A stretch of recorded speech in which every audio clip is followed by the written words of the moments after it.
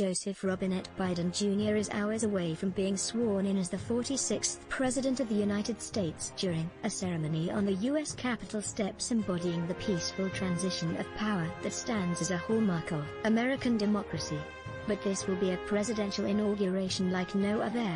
Instead of the throngs of supporters hailing from all corners of the country to celebrate Biden's ascension, the new president will raise his right hand in front of a sparse audience of well-wishers that will not include Donald Trump, the first time since 1869 that an outgoing president has refused to attend his successor's inauguration.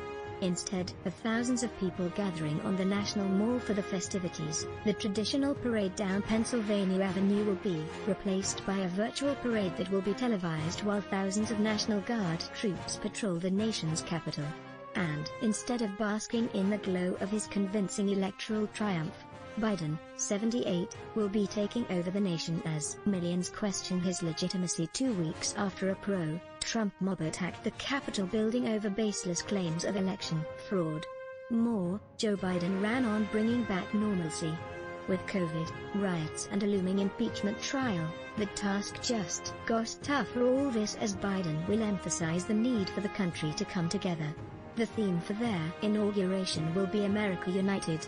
Shortly before noon on the steps of the west entrance of the Capitol, Vice President-elect Kamala Harris will be sworn in by Supreme Court Justice Sonia Sotomayor, becoming the first woman, as well as the first Black or Asian American, to assume the post.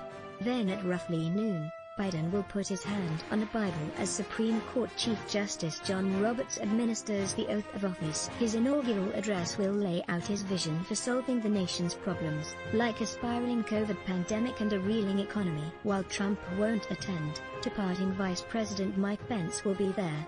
More, farewell address. Trump's dresses record, condemns Capitol riot, does not name Biden. Pence has chosen to welcome the incoming president rather than join a plan sent off for Trump earlier in the morning at Joint Base Andrews, where the departing president will climb aboard Air Force for one final trip to his Mar-a-Lago estate in Palm Beach, Florida.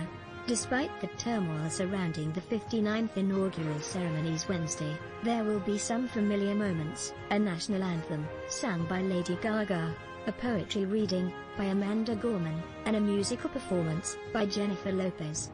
Legend King addressing a deeply divided nation, Joe Biden will call for unity in his inaugural speech Wednesday in an appeal to bring the country together during an unprecedented moment of crisis, advisors to the president-elect said. The speech, echoing the themes the Democratic former vice president campaigned on, is expected to run 20 to 30 minutes, according to a source familiar with the speech. After he's sworn in as the 46th president, Biden will address a nation on edge, one in the thick of a global pandemic that has killed 400,000 Americans and struggling to recover economically. The speech comes amid heightened security concerns after supporters of President Donald Trump stormed the U.S. Capitol on January 6 as Congress counted electoral votes. Surveys have found more than 60% of Republicans who supported Trump falsely believed Trump was the rightful winner of the election. Trump, who levels baseless claims of voter fraud to unsuccessfully overturn the election, is skipping the inauguration. Vice President Mike Pence is expected to attend. Biden's remarks will be a forward-looking vision for his presidency while addressing the moment we are living in as a country, advisors said, noting the speech is built around a theme of unity. Biden stayed Tuesday night at the Blair House, the president's official guest house near the White House. He will begin his day at a mass at St. Matthew's Cathedral before traveling to the U.S. Capitol for the inauguration ceremony. Joey Garrison,